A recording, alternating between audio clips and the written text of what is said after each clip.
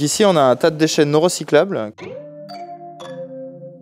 Nous, on arrive à transformer en des granulats de construction réutilisables ensuite dans le béton ou dans la route. Bonjour, je m'appelle Nicolas Cruau, je suis le président de Neolith. Neolith, c'est une start-up industrielle angevine spécialisée dans le traitement des déchets non recyclables avec une nouvelle technologie qu'on a inventée qui s'appelle la fossilisation des déchets. Ça consiste à prendre tous les déchets qui devraient partir à l'enfouissement ou à l'incinération et à en faire des granulats minéraux comme ceci, réutilisables dans la construction.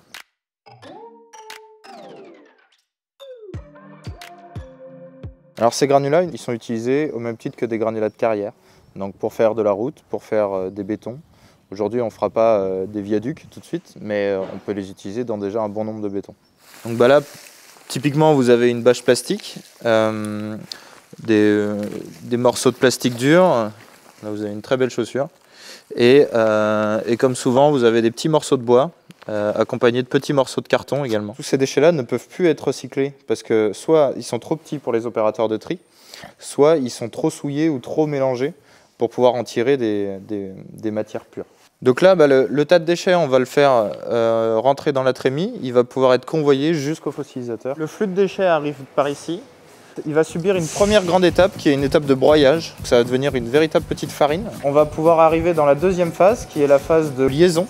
Donc là, on mélange notre farine de déchets avec notre liant qui est notre sauce secrète à nous. À la fin de cette réaction chimique à froid, on obtient une sorte de pâte minérale. On la fait passer dans la dernière étape qui est la presse. On va pouvoir monter en pression, monter en densité la matière et obtenir des granulats.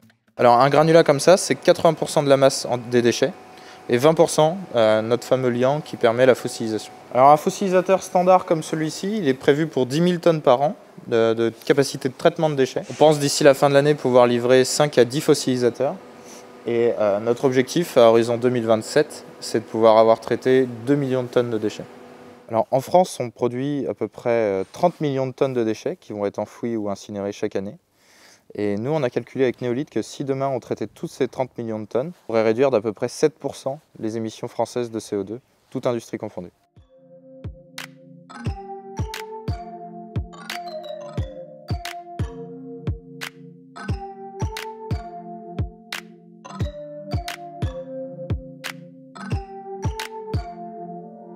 Le granulat, c'est vraiment, faut voir ça comme un caillou. Ça, c'est par exemple, c'est un bloc de béton qui a été réalisé avec notre granulat.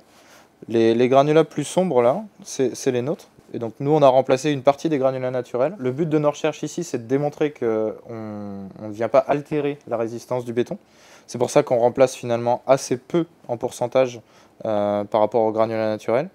Quand nos granulats seront meilleurs mécaniquement, on pourra aller chercher des bétons avec des usages plus compliqués et des taux de substitution plus importants. Ce granulat, on lui a donné le nom d'anthropocyte. Ça veut dire le minéral de l'ère anthropocène. Parce que l'ère anthropocène, c'est l'ère où les hommes commencent à polluer, à émettre des déchets. Et on a trouvé ça rigolo de se dire que finalement, ça serait notre minéral à nous, l'héritage qu'on laisserait pour les géologues futurs.